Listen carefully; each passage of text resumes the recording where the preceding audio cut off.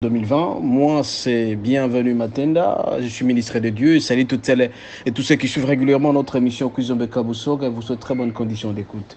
Mes frères, mes sœurs, nous allons continuer avec notre chapitre portant sur les saluts.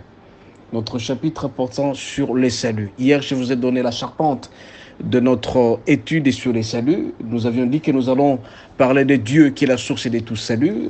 Nous allons parler aussi du péché qui a besoin du salut. Nous allons parler de Jésus-Christ qui est le chemin, la vie et la vérité, et nous allons parler de la repentance. Hier, nous avions commencé sur Dieu, la source de tout salut. Nous avons dit, mes frères, mes sœurs, que être sauvé, c'est sortir de certaines situations de l'oppression, de la transgression, d'une mauvaise situation. C'est ça, être sauvé. Et nous avons dit que Dieu est la source de tout salut. Nous avons martelé sérieusement sur le verset suivant, Jean 17, verset 3, qui dit « Et que la vie éternelle, c'est qu'ils te connaissent, toi le seul vrai Dieu. » Mes frères, mes sœurs, nous devons savoir que c'est Dieu qui est la source de tout. Dieu est la source des saluts. Dans l'Ancien Testament, Dieu, pour sauver les gens, il les sauvait physiquement du danger. C'est alors que certains prophètes annonçaient certaines situations qui arrivaient et qui demandaient à ce que Dieu intervienne pour les sauver de certaines situations difficiles. C'était physique.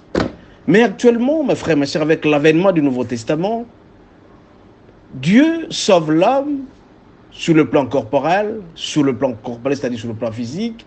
Il sauve l'homme de l'esprit, il sauve aussi l'homme dans l'âme.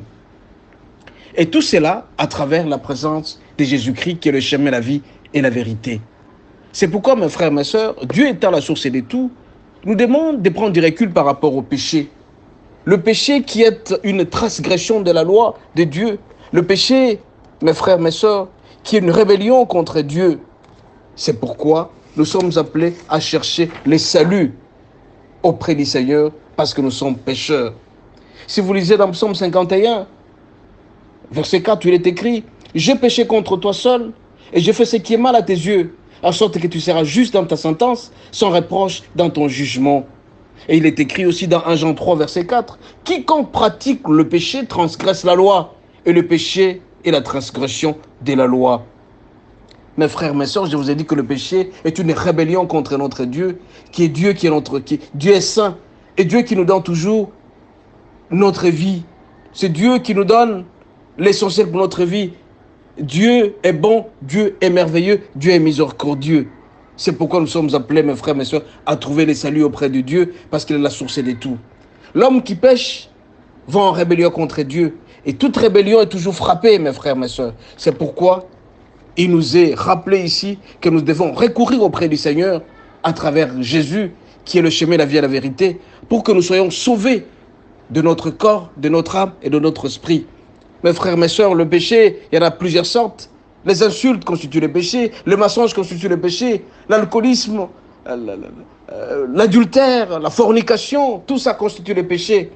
L'égoïsme aussi, ça c'est désobéir à l'ordre de Dieu. C'est pourquoi, mes frères, mes sœurs, nous sommes appelés à solliciter auprès du Seigneur notre salut. C'est Dieu qui est la source de tout. C'est Dieu qui nous sortira de cette arnaque, de cette rébellion et que le péché nous a avilis. Et nous disons très bien que le péché avilit l'homme. Mes frères, mes sœurs, le Seigneur mérite d'être sollicité à temps et contre-temps. Et celui qui ne croit pas au Fils, mes frères, mes sœurs, ne verra point Dieu. Et Dieu sera en colère contre lui.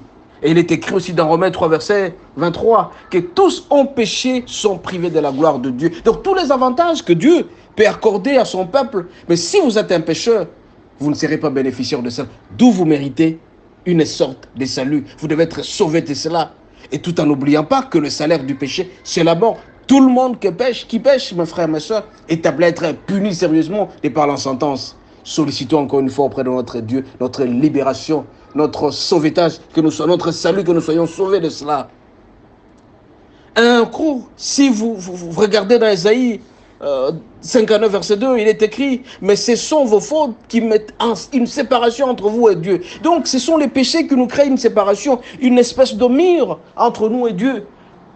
Et quand nous continuons à pécher, nous allons toujours rater des avantages que Dieu a prévus pour nous. C'est pourquoi nous sommes appelés à solliciter le salut auprès de Dieu. Dieu est la source de tout. Nous avons dit que dans l'Ancien Testament, le salut, c'était que Dieu sauvait physiquement l'homme. Mais avec l'avènement du Nouveau Testament, Dieu nous sauve. Il sauve notre âme, notre esprit et notre corps. C'est pourquoi, à chaque instant, nous devons solliciter auprès de Dieu les saluts tout en évitant le péché. Parce que le péché, c'est la transgression de la loi. Tout le monde qui pêche est assujetti à une punition, est assujetti à un salaire qui est la mort. Mes frères, mes sœurs, il est temps pour nous de pouvoir regarder auprès du Seigneur pour solliciter les saluts. C'est Dieu qui est la source de tout. Nous avons dit que la vie éternelle, c'est qu'il te connaisse, toi le seul vrai Dieu.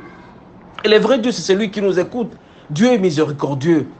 Vous ne pouvez pas comparer Dieu avec d'autres petits dieux. C'est Dieu seul qui est la source de vie. Le Dieu seul qui peut nous pardonner. C'est Dieu seul qui peut nous donner les saluts.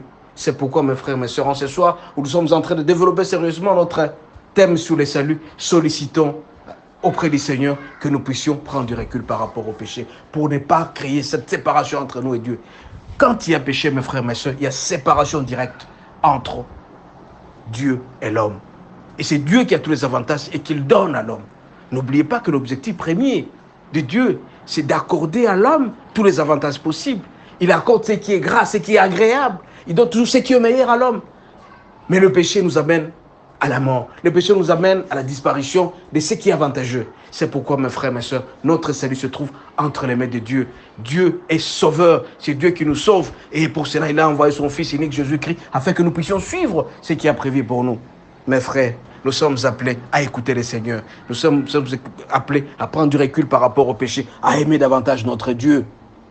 Mes frères, avec le péché, nous ne serons pas avancés. Sans péché, le Seigneur nous écoutera. C'est vrai que le péché est universel.